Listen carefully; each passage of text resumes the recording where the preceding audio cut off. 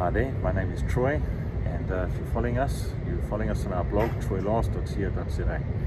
And it's March 2020, and we find ourselves in international waters just off the coast of Mozambique.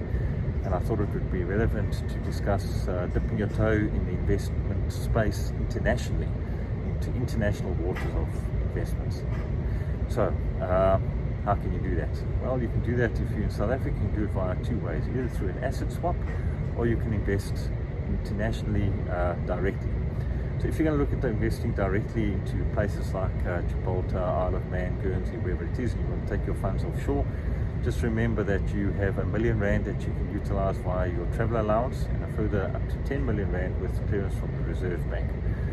Also bear in mind that if you are looking at an asset swap and it's on a compulsory product such as retirement annuity, preservation fund, or anything like that, that is governed by the Pension Fund Act, and you can't invest more than 30%.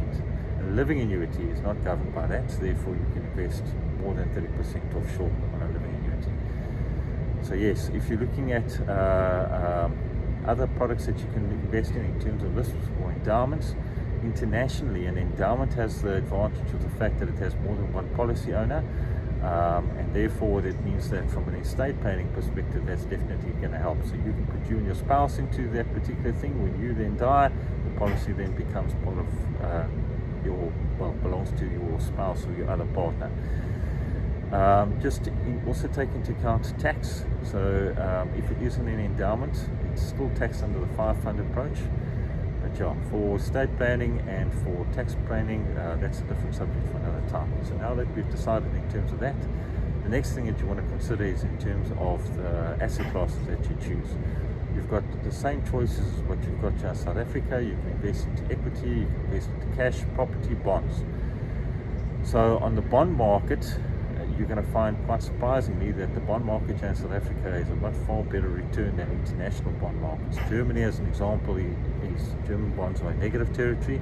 You're not going to make money on German bonds, as an example. Property, global properties tend to be a lot more better than what our listed South African properties tend to do. Another good choice to maybe look at diversifying.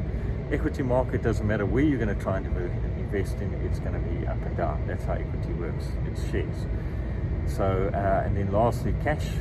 Yes, cash, we don't get the same sort of returns internationally in terms of, if you want to call it, the money markets versus South African money markets, because our interest rates tend to be a lot more better as an emerging market country.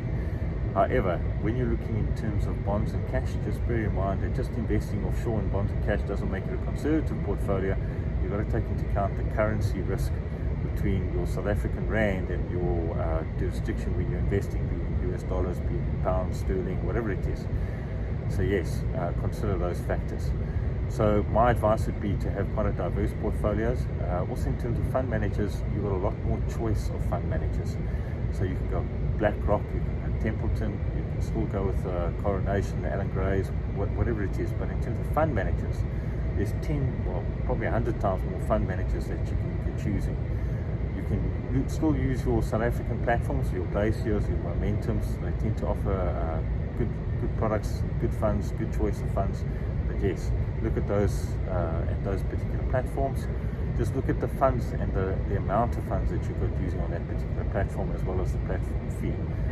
So yes, there's lots to do out there from an investment perspective. Please speak to your financial advisor. I certainly hope that these blogs are helping you. If you need any help with this from an international perspective or any financial planning, please drop us an email at Troy, Troy, at troylas.co.za, troylas.co.za. And please, we'd love to hear from you. Know what other topics you want us to cover in terms of these blogs from a financial planning perspective. We live in the age of social media. Use it to your advantage. So from me, I'd like to say good luck, bon voyage, enjoy your international travels, whether they be on an investment perspective or on a personal perspective. Cheers.